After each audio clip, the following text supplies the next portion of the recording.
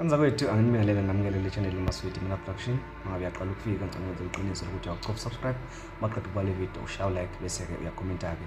udaba engeze ngalo ke njengamanje luthi ke ziyakhala kumapeketwane ke emsakazweni omkhulu uKhozi FM emva kokuthi ke kube nezinsolo zokuthakathana okuphakathi ke kukanjinji kanye ke nobabheka ngoProducers bakusoke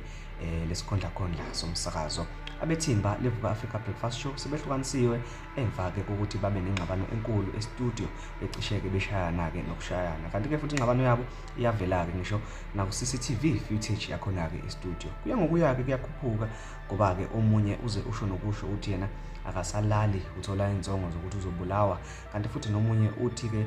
naye uyesaba usola lomunye ke ngokuthakatha usho nokusho ukuthi ke wambona enza ukuthile emontweni yakhe kahle ke isimo asiqala ukuba nje njengamanje imasiqala sesiba west ngoba ke kuvela ukuthi ingxabano yaqala emva komkhankaso wengoma ehlukanise unyaka emva kokuthi ke unjinji abe nezinsolo ukuthi unesandla koyokuhlukanisa unyaka iVuka Breakfast Show yoKhozi FM yenziwe ke ithimba labasakazi uDJ Gqemeza noMroza Buthelezi bese ke kuba oProducer ubabheka mthetho oyi-content producer kanye ke nomandla njinji yena ke oyi-technical producer enye ke yesosi ke yamasources angaphakathi ke kaSABC ithi sekunesikhathi kunengxabano phakathi kwababheka kanye ke nonjinji kanti ke futhi ke iCCTV footage iveza omunye enza okuthile emontweni yomunye ngakho ke lo producer ke omunye eze wenza ke i-email ebhalela ke abaphathi ukuthi ke unesikhalazo sikanje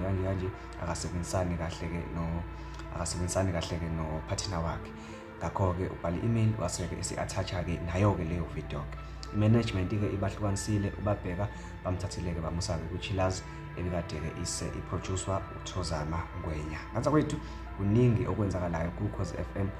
isiteshi esikhulu esisithandayo esakhuliswa isona esihlale ke sibukela kusona nabasakazi baso kepha ke inyanga nenyanga manje sekuhlale kunesigameko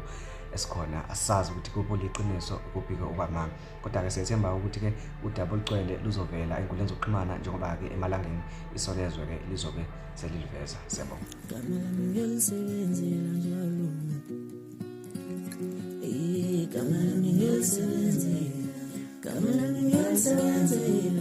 Kamala ngiyasebenzela njalo